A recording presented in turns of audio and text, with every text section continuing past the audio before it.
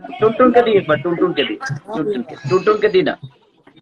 चला, ढेर सारा प्यार और ढेर सारा आशीर्वाद पूरा भोजपुरी समाज की तरफ से। ये जो वीडियो आप लोग देख रहे हैं, खेसारी भैया ने, यानी कि खेसारी भैया के चेला टुनटुन यादव की शादी है। उसी दिन वीडियो कॉल करके, सुबह में भी वीडियो कॉल से बात करते हुए खेसारी भैया ने टुनटुन यादव को बहुत सारी बधाइयाँ दी है। लेकिन यहीं नहीं रुके, वो शादी के सेट पर भी खेसारी भैया ने टुनटुन यादव को कॉल करके उनकी पत्नी पूजा यादव को और टुनटुन यादव को बहुत सारी बधाइयाँ दी और सामाजिक दृष्टिकोण से उनको बहुत ज़्यादा समझाए।